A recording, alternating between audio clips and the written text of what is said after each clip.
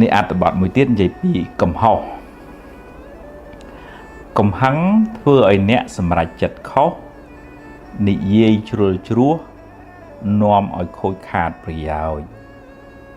ជាពុទ្ធជនតែងខុសខ្លះជាធម្មតាបើខុសហើយត្រូវចេះទទួលកំហុសរួចកែខ្លួនឡើងវិញ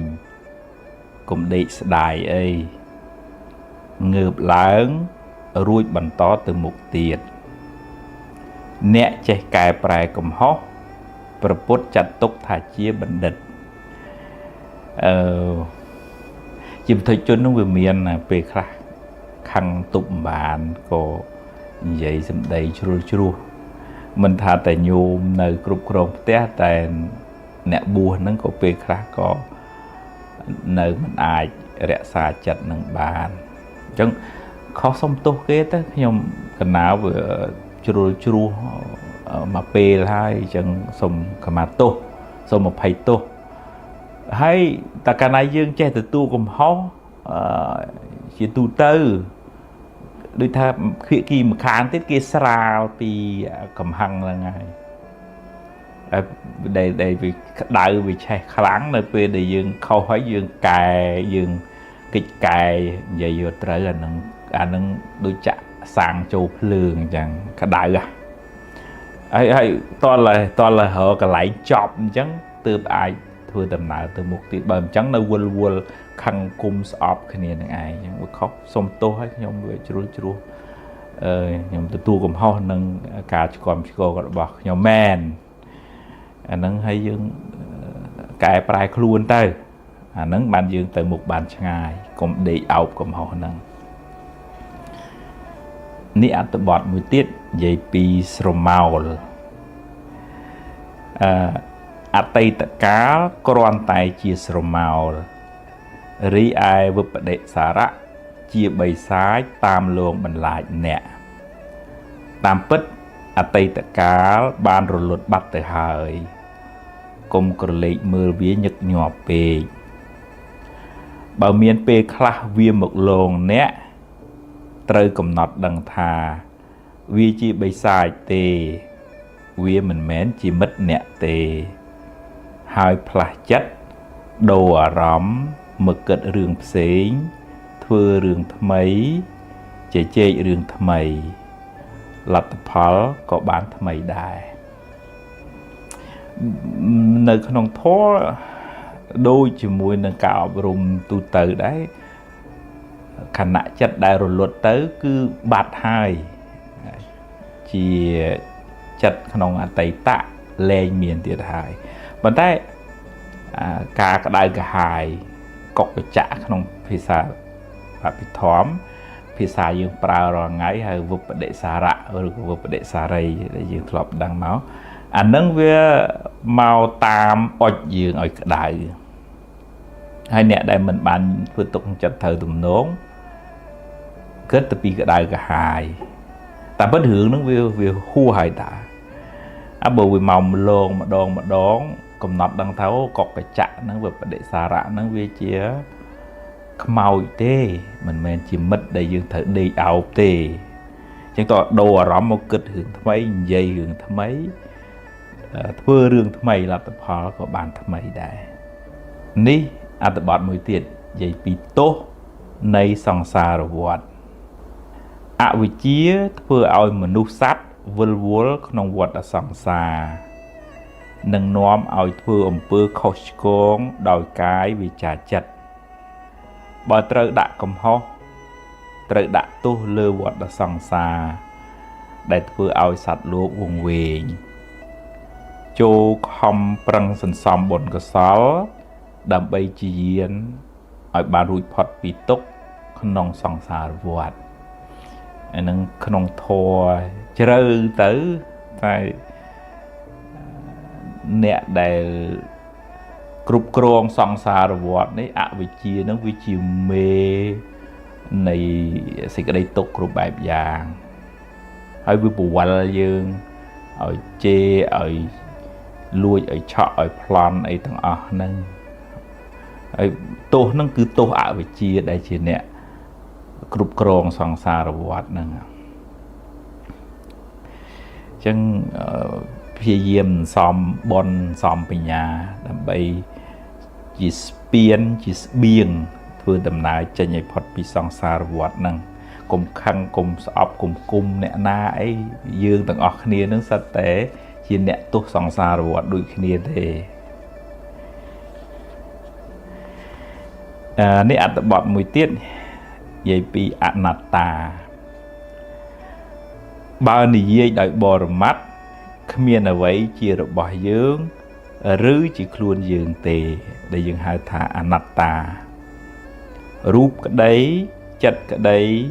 កើតរលត់ទៅតាមហេតុរបស់វាជាដំណើរនៃធម្មជាតិសុទ្ធសាធការយល់ច្រឡំដោយអវិជ្ជាថាមានយើងមានគេ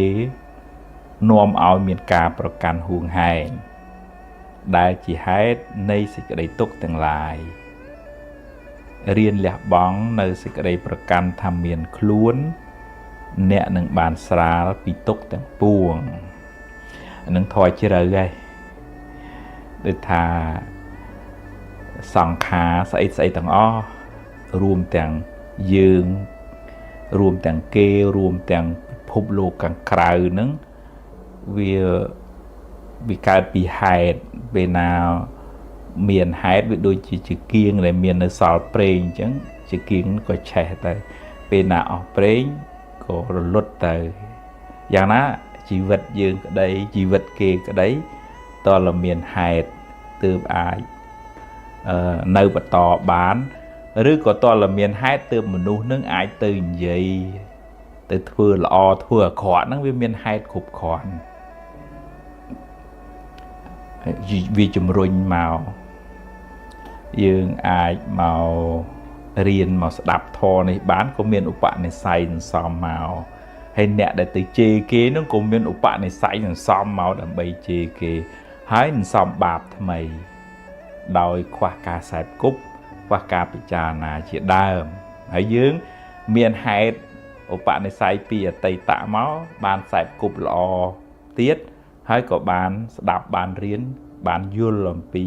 ធម៌អាហ្នឹងយើងសំបុណ្យទៅអញ្ចឹងវល់សង្ខារហ្នឹងគឺមិនស្ថិតនៅក្រោមការបង្គាប់បញ្ជារបស់យើងលះបង់ការប្រកាន់តិចម្ដងទើបយើងបានធូរស្បើយពីសេចក្តីទុក្ខនេះអត្ថបទមួយទៀតសារជាថ្មីបើកឡានពេលខ្លះគង់ហួសផ្លូវត្រូវត្រឡប់ក្រោយវិញរឿងក្នុងជីវិតក៏ដូចគ្នាពេលខ្លះអ្នកសម្រេចចិត្តខុសនាំឲ្យខូចខាតប្រយោជន៍បើខុសកុំចាំបាច់កើតទុកយូរពេកអីចាប់ផ្ដើមសារជាថ្មីតែបិទថាយឺតបន្តិចមែនតែគង់ប្រសើរជាងដេកយំហើយមិនបានធ្វើអ្វីសោះថ្នាំល្វីងតែធ្វើឲ្យជាជំងឺបញ្ហាជារឿងលំបាកតែវាធ្វើឲ្យអ្នកស្គាល់ពិភពលោកកាន់តែច្បាស់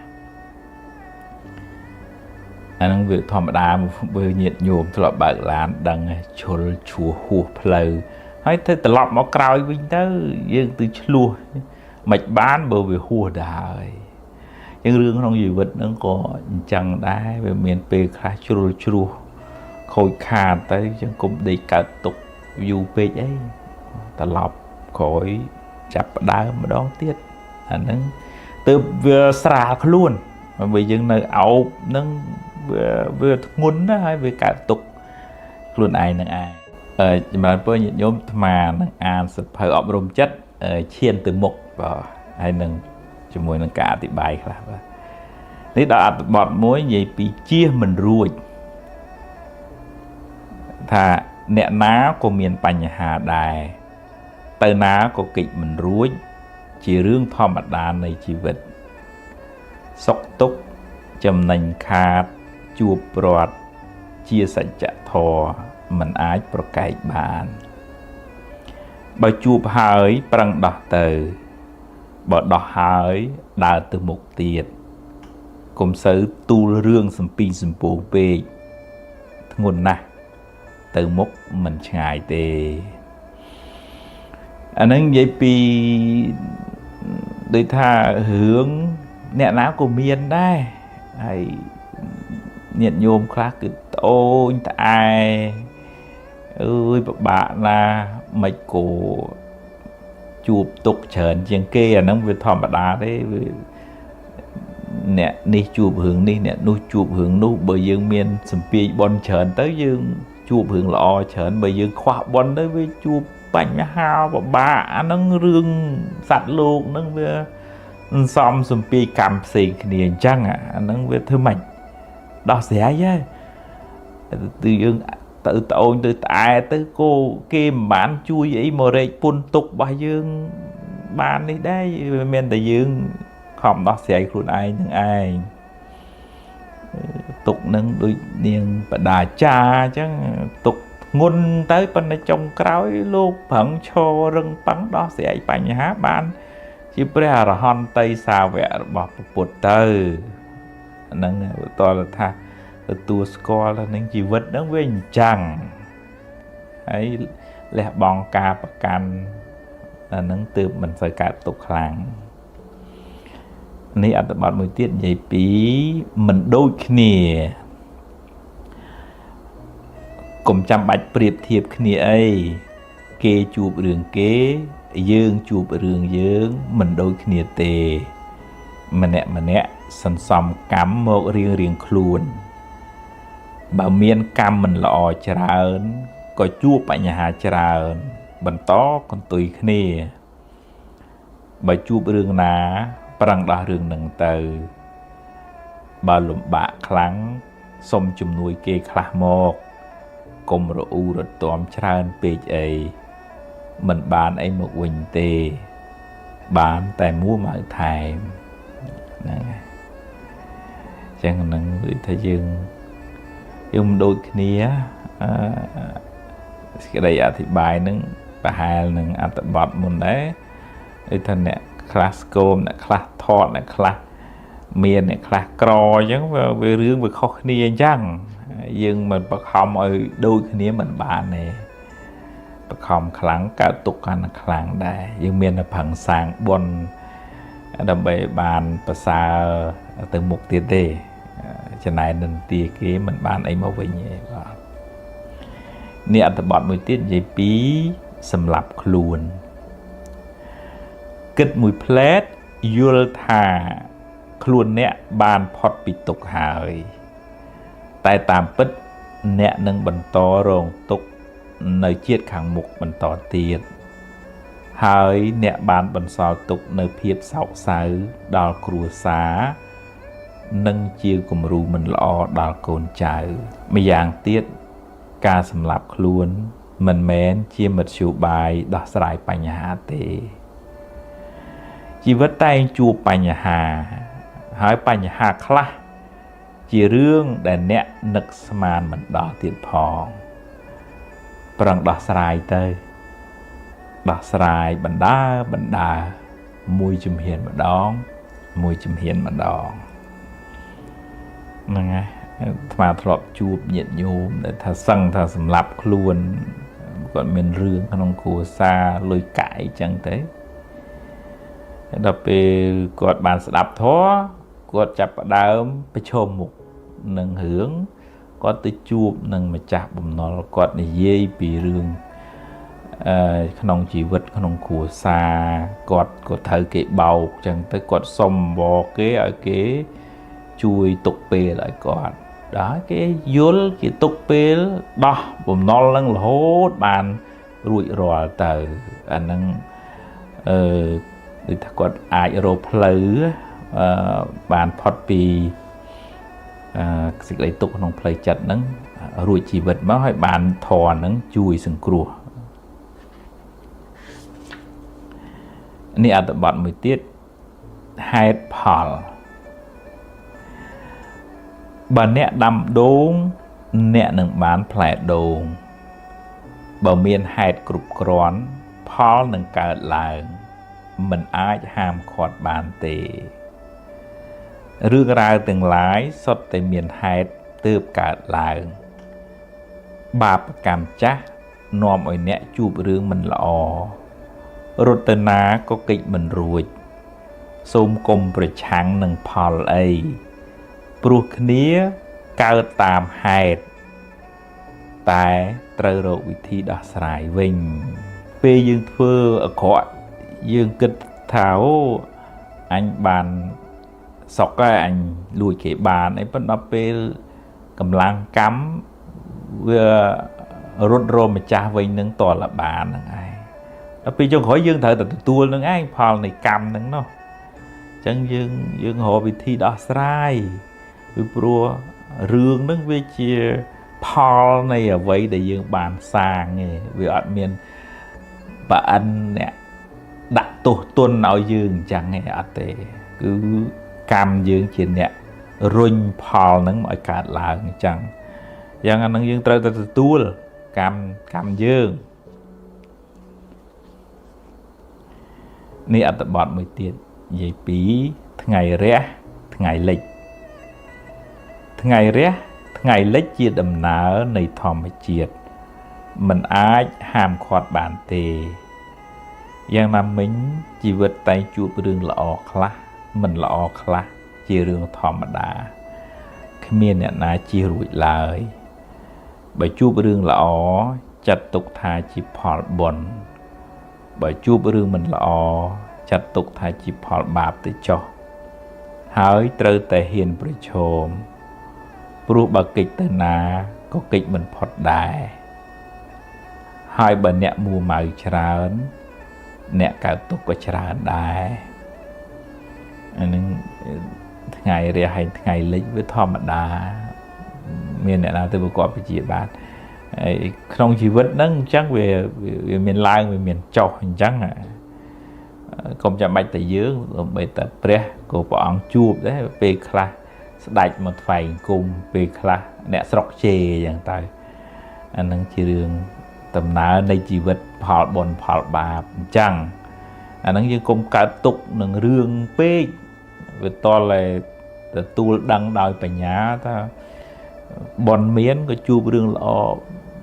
bồn bà ỏi pháo có chụp rương mình lọ hay chụp hay tay mục tí tư anh đang tư mình sứ sầm pin sầm bùm sơ cả tục làngนี่อัตบอดมือติดก็ได้สังคมเมฆเพลี้ยงกุ้งแรงวิ่งชีวิตมันเจแต่จูบเรื่องกระโหดเตเรื่องละอ้ออาจหนึ่งการล้างในเปรบันตอบบันเนะบันตอดำนาtừมุกโดยได้สังคมโสมกรมเรศาเรื่องกระในขนองคู่กับบานเนะอยู่เปตกเอากะเอาเรื่องล้อคลาพองเรื่องมันล้อบานรลดtừ haiเรียนจับดามสาจิตทำไมสังคมถ่าไว้ไว้หนึ่งบ้านล้อประสาในไงขังมุกอันนี้ก่อนนะจีการเลือกตึกจัดที่ทำเบอร์เลี้ยงกุ้งแต่แรงวิ่งเบอร์ยุบเบอร์กุ้งแต่เมียนไงแรงวิ่งจังช่องชีวิตน้องเวลvừa mình chơi tạ cọ là hốt đo ngày slap với chi viên tiền bạ chất cả tục cho mũi nâng hướng để cả lại hơi nơi ta mùa màu nâng đường nào nó việc và bột máu nó lơ cả ba là hốt tới hành nó ngọt bàn sọc kề chẳng tôi đi theo bò sầm mềm trên bị khu cả ba ở sả lạc lá tục ở cá nó việc đo lạc không còn ở khu các bạn nó biết sao tại sao mềm tới với họ cả lại lọ khơi nhé chân với miền pe bám oi phò hỏi bó rõm mình lọ nâng chênh tới hay chọn chặt chọn cùng nít một nông rừng bon rừng cái so rừng lọ tới nực cùn và nặng trai thừa tiền đạ bát chun lôi mai lôi khla phải cùng quạt tới phải cùng pre tới nứng nứng ban bon tham mày hay bon tham mấy ai chui vừa ai miền phò chỉ vật nứng có tham mày có lọ tạm cầm lặng bon đầy dương miền នេះថ្មនឹងអានសភៅឈានទៅមុខអត្ថបទអប់រំចិត្តដល់អត្ថបទមួយនិយាយពីទុកមិនទៀងថាដូចអ្វីផ្សេងទៀតដែរទុកសោកក្នុងចិត្តអ្នកនឹងប្រែប្រួលទៅបើអ្នកចេះពិចារណាចេះបដូរការគិតហើយមិនសូវរំលឹករំលើកវាមិត្តភក្តិល្អអាចជួយរំលែកទុកបានខ្លះស្ដាប់ធម៌ឬអានសៀវភៅអប់រំចិត្តក៏ជាជំនួយស្មារតីអ្នកបានខ្លះដែរភ្លើងនឹងថយកម្ដៅទៅបើអ្នកមិនដាក់អុសថែមសេចក្តីទុក្ខនឹងសាបរលាបទៅបើអ្នករៀនលះការប្រកាន់ហើយមិនសូវរំលឹករំលើកវាអានឹងបើក្នុងន័យនេះថាសក់ក៏មិនទៀងទុកក៏មិនទៀងចំណេញក៏មិនទៀងខាតក៏មិនទៀងវាម្ដងចេះម្ដងចុះហ៎ប៉ុន្តែសេចក្តីទុកនោះវានៅតាមចិត្តយើងបើយើងនៅតែរំលឹករំលើករឿងអដែលអញ្ចឹងណាយើងអត់ចេះដូរនៅដេកក្តៅក្រហាយរឿងហ្នឹងយើងមិនគិតថាវាជាផលនៃបាបចាស់ជីវិតហ្នឹងវាតែងជួបរឿងល្អខ្លះមិនល្អខ្លះអញ្ចឹងណាពេលយើងជួបរឿងមិនល្អកំណត់ដឹងថាវាជាផលបាបទៅហើយហួសទៅមុខទៀតទៅអញ្ចឹងយើងអត់សូវបង្កើតទុកថែមបើយើងអាសាកើតទុកមួយវាក្នុងធម៌ហៅកុកចៈក្តៅក្រហាយស្ដាយក្រោយនោះវាកើតទុកថែមនេះអត្ថបទមួយទៀតនិយាយពីស្រោចស្រពចិត្ត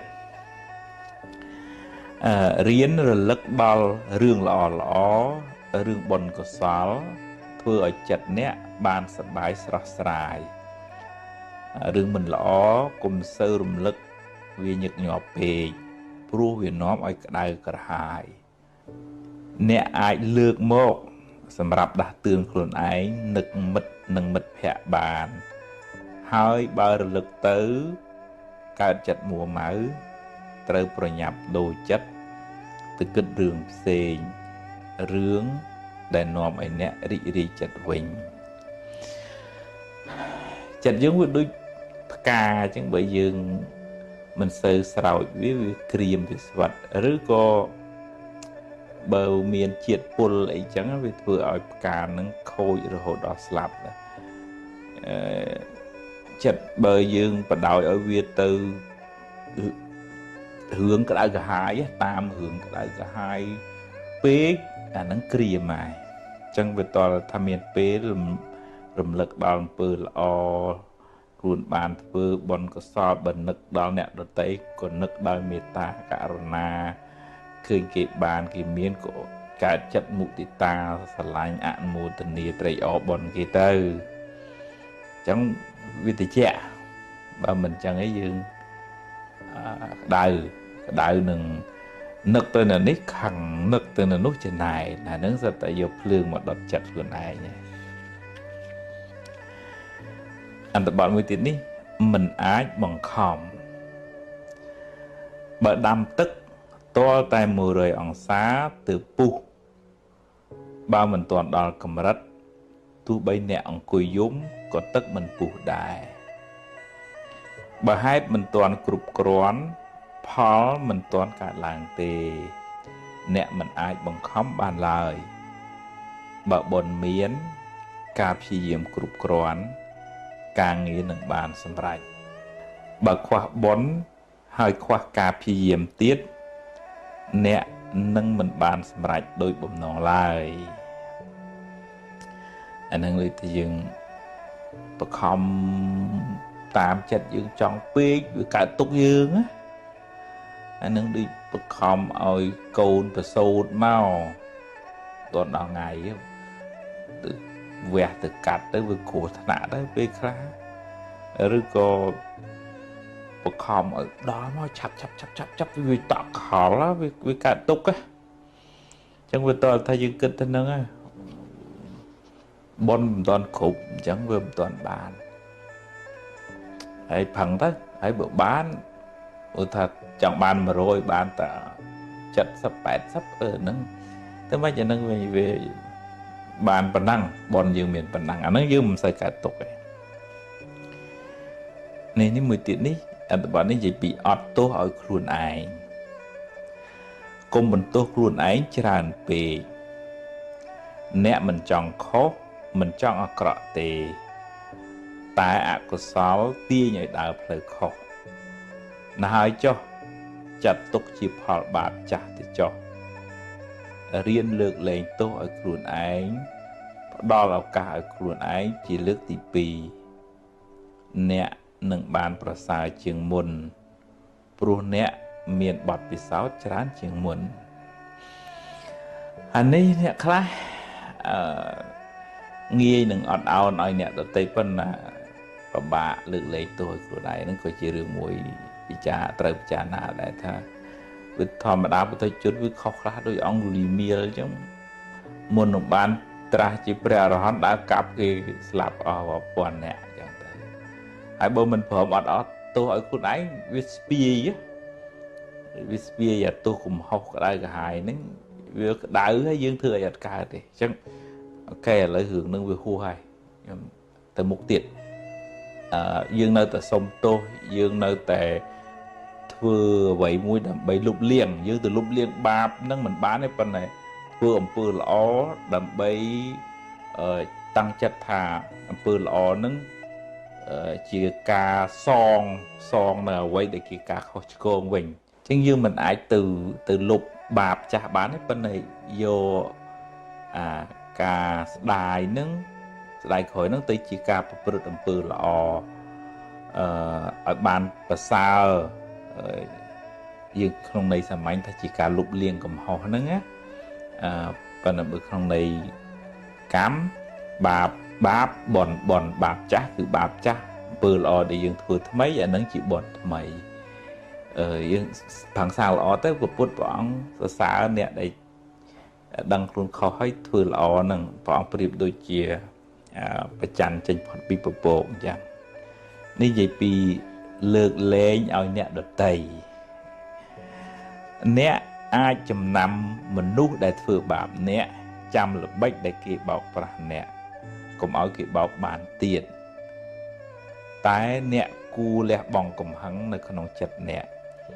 ព្រោះបើអ្នកនៅតែបន្តចងកំហឹង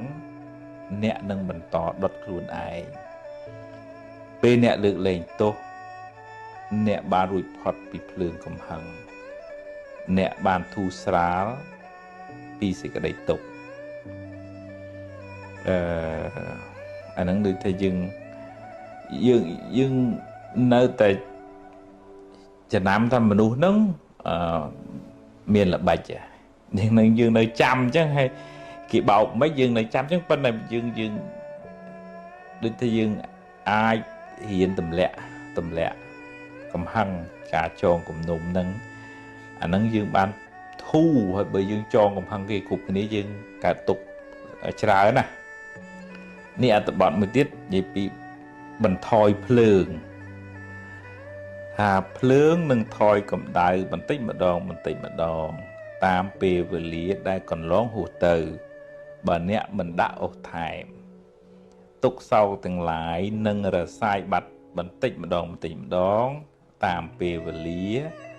តាមការផ្លាស់ប្ដូរអារម្មណ៍និងរបៀបគិតបើអ្នកមិនរំលឹករំលើកវាញយជាងចិត្តដែលក្តៅក្រហាយនឹងដូចភ្លើងអញ្ចឹងបើយើងដាក់អុសថែមភ្លើងឆេះកាន់តែខ្លាំងយ៉ាងណាបើយើងមិនសូវរំលឹកវាទៅយើងមិនពេញចិត្តអ្នកណាមួយយើងរំលឹកមកវាក្តៅចឹងបើតរំលឹករឿងដែលនាំឲ្យកើតបនកើតចិត្តតិចទៅនឹកដល់មនុស្សដែលជាទីគោរពយើងវិញដែរចឹងវាលុបអាចិត្តដែលក្តៅក្រហាយហ្នឹងតើប្រយ័ត្នប្រយែងដែរដោយអាហារចឹងវាយើងហូបអាហារមិនល្អវាឈឺពោះហូបអាហារគីមីតិចវាកើតកងសែមហារីកចឹងទៅចិត្តហ្នឹងក៏អញ្ចឹងយើងសំខឹងគុំក្តៅចំណែនយូរទៅវាចិត្តហ្នឹងវាកើតមហារីកវាភ្លើងកាន់តែខ្លាំងយើងទៅរៀនបន្ថយ từ bằng áo chất từ hướng lõ hướng bon ạn mô tình địa kia thưa lõ cái xi miền ban của tây o ấy chẳng tất á nắng dương bàn thu bài pi cái đại gò khai này thoa nâng an sập hơi chiên từ mục an tập bọt ở rùm chật và tỏ tiết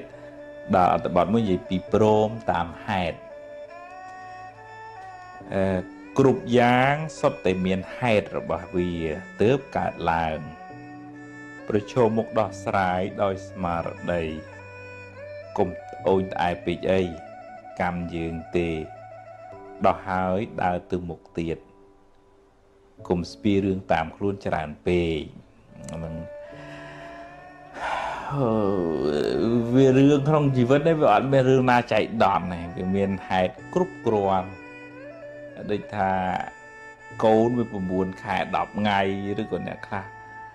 លើសនឹងតិចទៅក្រោមនឹងតិចអីចឹងទៅអ្នកខ្លះ7ខែប៉ុន្តែវាមានហេតុគ្រប់គ្រាន់បានវាទៅចឹងកើតដាំទឹកត100អង្សាបានវាពុះចឹងយើងបខំទៅបាន90យើងបខំអត់បានទេចឹងបនយើងមានប៉ុណ្ណឹងព្រមតាមហេតុទៅជួបរឿងល្អបនយើងមានជួបរឿងមិនល្អបាបឲ្យផលដោះស្រាយហើយទៅមុខទៀតទៅអត្ថបទទី2និយាយពីព្រមតាមបនរៀនរីករាយនឹងអ្វីដែលអ្នកមានសប្បាយចិត្តនឹងអ្វីដែលអ្នករកបានត្រេកអរពេលឃើញគេបានជោគជ័យយល់ដឹងថាអ្វីសុទ្ធតែមានហេតុផលយើងបានប៉ុណ្ណឹងដោយសារបនយើងមានប៉ុណ្ណឹងមិនមានចិត្តច្រណែននឹងអ្នកណាឡើយហ្នឹងហើយញាតិញោមបងប្អូនផឹងរត់ទ្របប៉ុណ្ណោះគុំដូចថាកើតទុកទុំមនិញភ្លេចសបាយចិត្តនឹងទ្របដែលមានកើតទុកជាមួយនឹងទ្របដែលអត់តន់រកបានណាព្រោះខ្វល់ខ្វាយទៅវាលេងសបាយណានិយាយចឹងមិនមែនន័យថាឲ្យចឹងឈប់រកស៊ីអីចឹងមែនទេប្រឹងប្រែងឲ្យអស់ពីសមត្ថភាពហើយខ្ញុំបានប៉ុណ្ណឹងខ្ញុំសប្បាយចិត្តនឹងទ្របមានចាំម៉ែចាំឪចាំពុនចាំកូនទៅឲ្យវាចេះពេញចិត្តនឹងអ្វីដែលខ្លួនមានណាព្រះអង្គសម្ដែងសត្វតថៃឋានៈសេដ្ឋាងណាតើចេះសប្បាយចិត្តនឹងអ្វីដែលខ្លួនមានទើបអ្នកនឹងឈ្មោះថាជាអ្នកមានទ្រព្យជាអ្នកមានណាហើយបើនៅតែខ្វល់វល់វាក់ទេអានឹងនៅក្រហើយមានបណ្ដាក៏នៅក្រដែរតលរៀនរីករាយនឹងអ្វីដែលយើងអាចរកបានហ្នឹងនេះអត្ថបទមួយទៀតគេគិតពីខ្ញុំបើអ្នករវល់តែតាមដានគេថាគេនិយាយអីពីអ្នកគិតយ៉ាងណាចំពោះអ្នករកសេចក្តីសុខមិនឃើញទេរក្សាកាយវិចារអ្នកឲ្យបានសមរម្យត្រឹមត្រូវតម្កល់ចិត្តឲ្យបានល្អគេគិតយ៉ាងណានិយាយយ៉ាងណាយើងខាត់គេមិនបានទេអាហ្នឹងបើយើងគិតទៅពីខ្វល់អូយទៅគប់ចិត្តចង់ឲ្យគេសរសើរគេគិតនិយាយអីពីអញណ៎គិតយ៉ាងម៉េចចំពោះអញអាហ្នឹងងាប់ហ៎វល់ងាប់អញ្ចឹងយើងកុំផ្ញើសេចក្តីសុខនៅគេនិយាយនៅគេគិតនឹងពេកផឹងធ្វើល្អឲ្យអស់ពីចិត្តទៅហើយយើងសប្បាយចិត្តហ្នឹងខ្ញុំផឹងធ្វើល្អអស់ប៉ុណ្ណឹងហើយបើគេគិតយ៉ាងណាហ្នឹងស្អីគេទៅវាកើតចិត្តខ្វល់ខ្វាយមួម៉ៅគេហ្នឹងងាប់យើងណានេះអត្ថបទមួយទៀតនិយាយពីរលឹកត្រូវបើនឹករឿងនោះហើយក្តៅក្រហាយគុំនឹកវាញឹកញាប់ពេកបើចិត្តនៅតែគិតសូមមានស្មារតីកំណត់ដឹងថាត្រឹមតែជាចិត្តគិតទេរឿងបានរលត់បាត់ទៅហើយរួចទាញចិត្តមកគិតរឿងផ្សេងនិយាយរឿងផ្សេងធ្វើសកម្មភាពផ្សេងសូមកុំស្ដីបន្ទោសខ្លួនឯងអីចាត់ទុកថាជាផលកម្មចាស់ទៅចុះហ្នឹងហើយអានឹងចង់និយាយពីរឿងថានឹករឿងក្តៅកុំស្អីញឹកនឹកវាពេកដូរមកគិតរឿងផ្សេងណា ហើយបើមិនចឹងទេយូរទៅធ្លាប់ខូចចិត្តអស់វាប្រទៀងទៅតែគិតតែខុសហ្នឹងឲ្យនឹករឿងដូចថាយកសភៅមកអានមកស្ដាប់ធម៌មកជជែកជាមួយមនុស្សដែលនាំរឿងល្អអញ្ចឹងទៅណាហើយបើនឹកហ្នឹងក៏ឆាប់មានស្មារតីខាងគេហើយទាញមកគិតរឿងអីផ្សេងហ្នឹងទៅវិញទៅនេះអត្ថបទមួយទៀតនិយាយពីចិត្តនៅក្នុងខ្លួនខ្សោយស្មារតីអាហ្នឹងខ្មែរយើងជឿចិត្តថាពលឹងមិនសូវនៅក្នុងខ្លួនហ្នឹងធ្វើឲ្យអ្នករាយមាយច្រើនស្មុគស្មាញច្រើនឆាប់មួម៉ៅហើយឆាប់ធុញទម្លាប់ហៅចិត្តមកនៅនឹងខ្លួនអ្នកធ្វើអ្វីក៏មានស្មារតីដឹងខ្លួនដឹងសកម្មភាពដែលខ្លួនកំពុងធ្វើកុំបណ្ដោយឲ្យវារវើរវាយចេញពីខ្លួនអ្នកច្រើនពេកនោះចិត្តអ្នកនឹងបាននឹងនៅច្រើនអានឹងនិយាយពីអ្នកដែលភាំងភ្លឹកអានឹងមានន័យថាបដោយចិត្តឲ្យដើរចេញពីខ្លួនហើយអញ្ចឹងតើអាសាហៅចិត្តនឹងមកនៅខ្លួននិយាយស្ដីញ៉ាំចុកបុកតាពីទៅណាមកណីនឹងឲ្យចិត្តហ្នឹងវានៅនឹងសកម្មភាពនៅខ្លួនហ្នឹងកុំឲ្យចេះតែអង្គុយភ្លឹកអង្គុយភាំងហ្នឹងខ្វះសតិខ្វះសមាធិហើយយូរទៅកើតជំងឺភ្លេចភ្លាំងច្រើនអញ្ចឹងតាហើយវើរវាយអញ្ចឹងតើរៀនធ្វើសមាធិរៀនទាញចិត្តឲ្យមកនៅនឹងសកម្មភាពប្រចាំខ្លួនហ្នឹងបានមិនសូវមានបញ្ហាផ្លូវចិត្តនេះអត្ថបទមួយទៀតនិយាយពីបាត់បង់ញាតិជាទីស្រឡាញ់ជាពុទ្ធជនតែងសោកស្ដាយពេលបាត់បង់ញាតិជាទីស្រឡាញ់តែមិនគួរបណ្ដោយចិត្តឲ្យទន់ជ្រាយខ្លាំងពេកទេការយំសោកមិនបានជាប្រយោជន៍ដល់អ្នកស្លាប់ឡើយគួរបំពេញបុណ្យកុសលរឿយហើយឧទ្ទិសបុណ្យជូនគាត់ទៅដាក់បាតជាប្រចាំឬក៏សាងសមិទ្ធផលណាមួយឧទ្ទិសជូនទៅពេលនឹកគាត់អ្នកនឹកដល់បុណ្យដែលបានធ្វើចិត្តអ្នកជ្រះថ្លាអ្នកបានចាក់ឆ្ងាយពីភាពសោកសៅបន្តិចម្ដងអានឹងបើម្ដាយពុកកូនចៅអីជាទីស្រឡាញ់បាត់បង់ទៅកុំបដោយកុំទន់ជ្រាយយំយែករហូតដល់សន្លប់អញ្ចឹងទៅវាអត់បានជាប្រយោជន៍ដល់អ្នកស្លាប់ទេអ្នកស្លាប់នោះមើលដឹងក៏គ្នាមិនមកសបាយអីមានតែអារម្មណ៍វល់ខ្មែរយើងណាមានន័យថាគាត់នៅមិនដាច់ចិត្តពីយើងដោយសារយើងវាទន់ជ្រាយពេកអញ្ចឹងដើម្បីបានបុណ្យដល់គាត់ពិចារណាទៅសង្ខារវាមិនទៀងអញ្ចឹងអាចទៅមុនក្មេងទៅមុនចាស់ក៏បានយើងមិនអាចនិយាយទៅតល់យើងមិនអាចគិតថាតល់ចាស់បានស្លាប់ទេវាអាចព្រាត់នឹងពីក្មេងទៅក៏បានដែរអ្នកស្លាប់ហ្នឹងអញ្ចឹងដាក់បាតធ្វើបុណ្យធ្វើកុសលទិសជូរទៅរឿយទៅបើនឹកច្រើននឹកខ្លាំងទៅធ្វើបុណ្យច្រើនទៅក៏សាងអីមួយឧទ្ទិសកុសលជូនគាត់ទៅឲ្យបានធំដុំទៅយើងនឹកដល់គាត់យើងនឹកដល់បុណ្យដែលយើងបានធ្វើនឹកដល់ពេលយប់ជូនបុណ្យពេលយប់នឹកពេលថ្ងៃជូនពេលថ្ងៃទៅហើយធ្វើបុណ្យជាប្រចាំទៅអានឹងជំនួសដោយភាពសោកសៅណាអត្ថបទមួយទៀតនេះនិយាយពីមិត្តល្អអ្នកអាចប្រាប់រឿងរ៉ាវមិនសប្បាយចិត្តដល់មិត្តភក្តិដែលអ្នកទុកចិត្តជាកល្យាណមិត្តជាសប្បុរសជាអ្នកមានគុណធម៌ល្អមិត្តល្អជួយអ្នកឲ្យដើរក្នុងផ្លូវត្រូវជួយផ្ដល់កម្លាំងចិត្តអ្នកជួយផ្ដល់យោបល់ល្អនិងជួយលាក់បាំងគេខ្មាស់របស់អ្នកមានមិត្តល្អនៅក្បែរខ្លួនដូចមានគ្រូពេទ្យចិត្តសាស្ត្រនៅជាមួយមានហៅអីកុំអោបកសោបក្នុងតែខ្លួនឯងអាចមានមិត្តភក្តិណាទុកចិត្តសួរនាំជជែកសុំឲ្យគេជួយរក្សាការសម្ងាត់ចឹងទៅ មិត្តភ័ក្តិពេលយើងនិយាយប្រាប់ទៅគាត់អាណិតយើងទៅគាត់ជួយណែនាំយើងប៉ុន្តែកុំឲ្យមានរឿងទៅបរោះបរហើរក្នុង Facebook អាហ្នឹងមិនល្អទេយើងរកមិត្តណាល្អពិភាក្សាពីគ្រោះយោបល់ដើម្បីឲ្យគាត់ជួយណែនាំយើងជាឪពុកម្ដាយក្តីឬក៏ជាអ្នកអប់រំចិត្តសាស្ត្រជាប្រសង់អីចឹងទៅក៏ល្អដែរខ្ញុំគណៈថាភាពនឹងក៏អាសាមានញាតិញោមមកជួបពីគ្រោះយោបល់ហ្នឹងច្រើនដែរ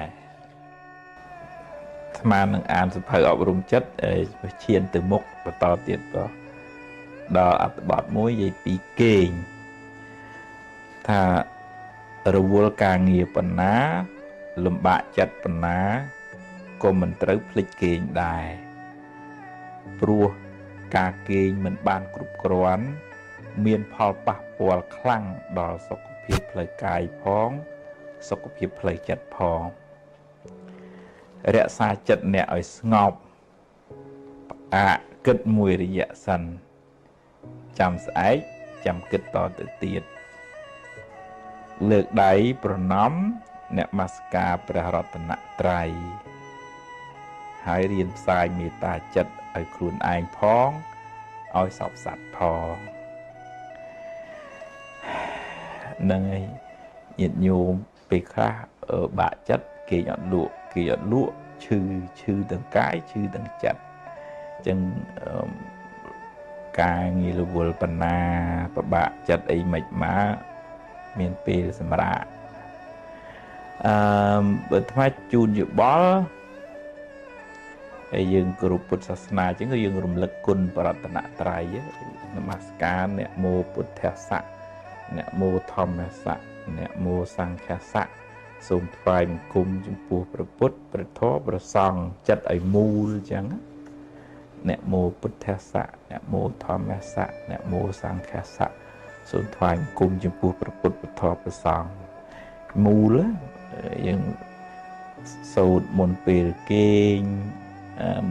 ពេលងើបពីគេងចិត្តឲ្យជ្រះថ្លាទៅយើងបានបន់ណាចិត្តវាស្ងប់ទៅធ្វើការងារវាភាកច្រើនបានសម្រេចល្អជាងមុងម៉ាំងហើយរៀនផ្សាយមេត្តាដល់ខ្លួនឯងអ្នកដែលបាក់ចិត្តនឹងមិនចេះស្រឡាញ់ខ្លួនឯងសូមឲ្យខ្ញុំបានសុខរួចផុតពីទុក្ខអហង្សុគិតោហោមិនិតទុក្ខោសូមឲ្យខ្ញុំបានសុខរួចផុតពីទុក្ខខ្លាយរឿយដូចស្រោចទឹកលើខ្លួនឯងអញ្ចឹងវាតិចអញ្ចឹងអ្នកដែលចេះស្រឡាញ់អញ្ចឹងនៅក្នុងធម៌ហៅមេត្តាភាវនាស្រឡាញ់ខ្លួនឯងផងស្រឡាញ់អ្នកដទៃផងហ្នឹងគេលក់ស្រួលហើយងើបឡើងក៏ស្រឡះបើយល់សពក៏យល់សពល្អមនុស្សស្រឡាញ់ទេវតាជួយចិត្តនឹងមានអានិសង្សអ្នកដែលមានមេត្តាហ្នឹងនេះអត្ថបទមួយទៀតនិយាយពីបន្ទប់គេងថានៅក្នុងបន្ទប់បិទជិតឈឹងមិនសូវមានខ្យល់ឆ្លងកាត់ខ្វះអុកស៊ីហ្សែនធ្វើឲ្យឆាប់មួម៉ៅកើតជំងឺ stress ហើយនឹងឆាប់អស់កម្លាំងគួរបើកទ្វារបើកបង្អួចហើយឲ្យមានខ្យល់អាកាសចេញចូលបានល្អទើបសុខភាពកាយក៏បានល្អសុខភាពចិត្តក៏បានល្អអានឹងបើចាស់ព្រលឹមឡើងគាត់ឲ្យបើកទ្វារបើកបង្អួចថាឲ្យមានសេរីសួស្តីចូលផ្ទះប៉ុន្តែតាមអត្តន័យក្នុងន័យក្បួន8គឺខ្យល់អាកាសអុកស៊ីហ្សែនឥឡូវហ្នឹងសម័យទំនើបបន្ទប់គេបិទចិត្តឈឹងអញ្ចឹងទៅបិទចូលក្នុងបន្ទប់បិទទ្វារចូលក្នុងបន្ទប់បិទទ្វារខ្វះអុកស៊ីហ្សែនឆាប់ឆេវឆាប់មួម៉ៅឆាប់ stress អាត្មាធ្លាប់ជួបញាតិញោមក្មេងៗជាពិសេសដែលជួយចិត្តអង្គុយលេងទូរស័ព្ទតែក្នុងបន្ទប់អត់ធ្វើអីហ្នឹងយូរទៅគាត់ឆាប់មួម៉ៅសួរនាំទៅថាបន្ទប់បង្អួចទ្វារមិនដែលងាយបើកផងអញ្ចឹងវាប៉ះពាល់ទាំងសុខភាពផ្លូវកាយទាំងសុខភាពផ្លូវចិត្តអត់មានពន្លឺអត់មានខ្យល់គ្រប់គ្រាន់អានឹងធ្វើឲ្យយើងឆាប់មួម៉ៅអាយុមិនវែងទេក្នុងធម៌លោកហៅថា โรคเกิดអំពីអាកាសធាតុឧតុសមុដ្ឋានរោគឧបមាថាផ្សែងពេកថុយពេកកតុបបិទចិត្តឈឹងខ្វះអុកស៊ីហ្សែនអីចឹងឈឺឆាប់ឆេកឆាយឆាប់មួម៉ៅហើយឆាប់ឈឺមានជំងឺអីតិចតួចមកប៉ះពា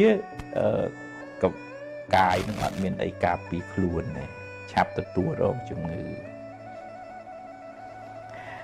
នេះមួយទៀតនិយាយពីអាហារ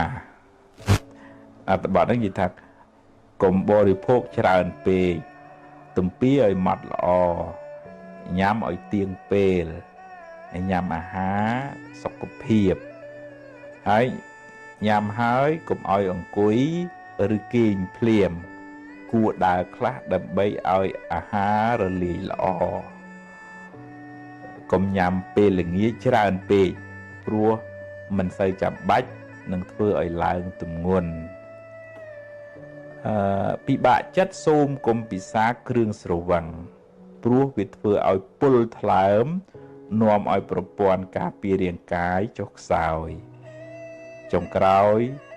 ទុកកាន់តែកើនឡើងថែមអានេះនិយាយពីការបរិភោគអាហារឥឡូវហ្នឹងតាមក្បួនពេទ្យគេមិនឲ្យយើងហូបច្រើនទេព្រោះហូបច្រើនវានាំជំងឺច្រើនចូលខ្លួនឡើងគីឡូកើតខ្លាញ់ក្នុងឈាមក្នុងថ្លើមអីច្រើនមុខមែនតែនតែពីដើមទៅយើងវាក្រអីហូបទៅវាស្លាប់ដោយសារអត់អីហូបឥឡូវនេះស្លាប់ដោយសារហូបមិនចេះគិតអញ្ចឹងបាននឹកឃើញលោកយាយលោកតាដែលរក្សាបោសុតគាត់អត់ហូបពេលល្ងាចទេប្រសង់អត់ឆាន់ពេលល្ងាចទេឆាន់ព្រឹកដល់ថ្ងៃត្រង់ល្មមអាចញ៉ាំងជីវិតិនត្រីនឹងឲ្យប្រព្រឹត្តទៅបានហើយក៏ឲ្យទៅពីឲ្យម៉ត់ពិសាឲ្យមានស្មារតីដែរឥឡូវហ្នឹងយើងវាសម្បូរទូរស័ព្ទទូហូបនឹងលេងផ្ចង់ស្មារតីនឹងរសជាតិអីទៅពីដូចថាអារម្មណ៍វាមិនមូលភាសាឲ្យយើងថ្ងៃហ្នឹងអញ្ចឹងវាអត់បានទទួល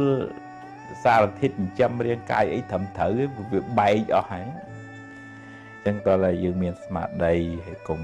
បើពិបាកចិត្តអីកុំហូបទឹកស្វាំងពីព្រោះហ្នឹងគ្រោះថ្នាក់ខ្ញុំគណៈអាត្មាភាពធ្លាប់ជួបលោកគ្រូពេទ្យផ្នែកចិត្តសាស្ត្រហ្នឹងគាត់ថាបើខូចចិត្តហើយទៅវិសាគ្រឿងស្រវឹងហើយទាញដាបទៅពិបាកស្ទូចឡើងណាអញ្ចឹងហៅមិត្តភក្តិល្អកល្យាណមិត្តស្ដាប់ធម៌ចម្រើនសមាធិពិចារណារំដោះពី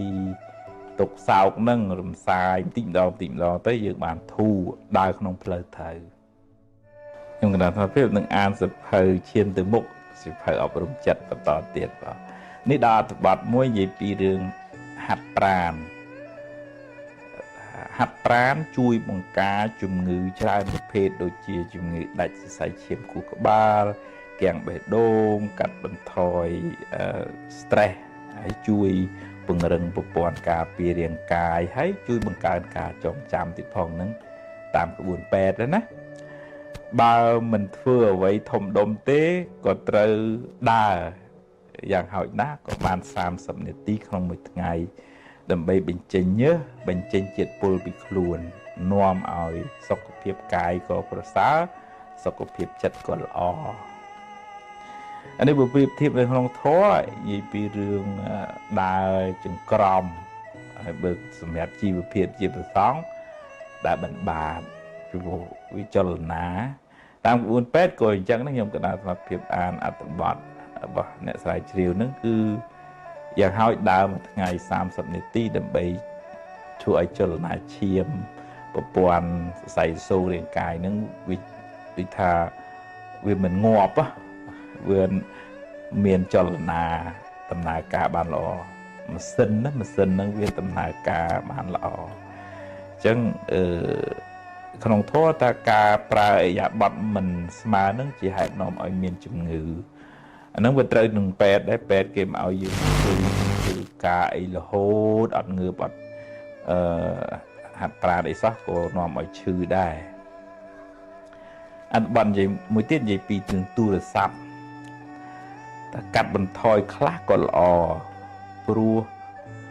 វាមានរឿងសម្រាមច្រើនណាស់ហោះហើរពេញប្រព័ន្ធសង្គម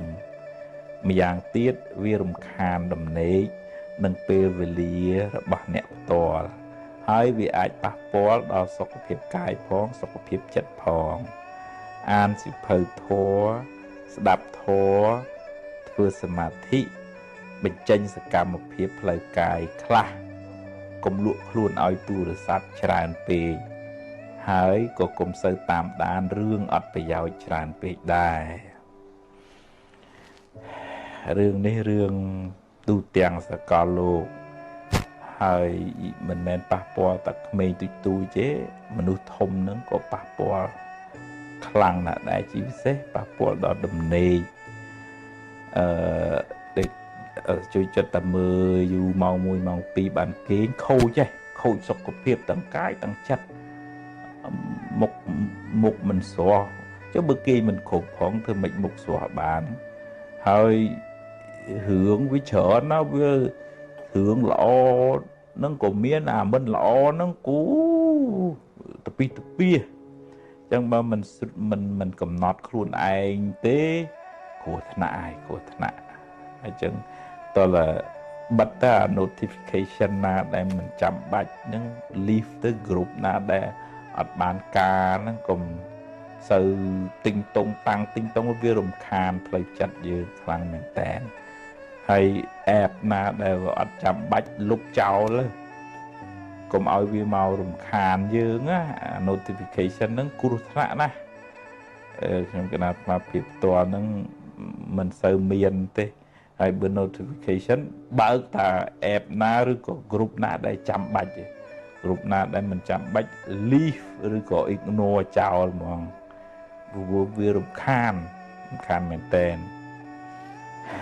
នេះអត្ថបទមួយទៀតនិយាយពីពេលវេលាអាចជួយអ្នកបានខ្លះដែរកំហឹងនិងសេចក្តីសោកអាចថមថយកម្លាំងបន្តិចម្ដងព្រោះអ្នកមានពេលវេលាពិចារណាឡើងវិញចិត្តអ្នកបានរឹងប៉ឹងឡើងបន្តិចម្ដងតែអ្នកត្រូវនៅក្បែរមិត្តភក្តិល្អដើម្បីជួយរក្សាលំនឹងផ្លូវចិត្តទម្លាប់គិតរឿងល្អនិយាយរឿងល្អស្ដាប់ធម៌អប់រំចិត្តគេងឲ្យបានគ្រប់គ្រាន់សម្រាកសម្រួលផ្លូវកាយផ្លូវចិត្តខ្លះអ្នកនឹងមានជំហររឹងមាំឡើងវិញអានេះគឺថាពេលជួបបញ្ហាភ្លាមនឹងជួនកាលវាទប់មិនចង់បានណាផ្លូវចិត្តយើងវាទទួលយករឿងហ្នឹងមិនទាន់កើតមិនដល់ពេលវេលាអាចដែរយើងបានពិចារណាយើងពិភាក្សាជាមួយកល្យាណមិត្តអានឹងយើងផ្សះផ្សំផ្លូវចិត្តបដាទៅឧទាហរណ៍ថាបើ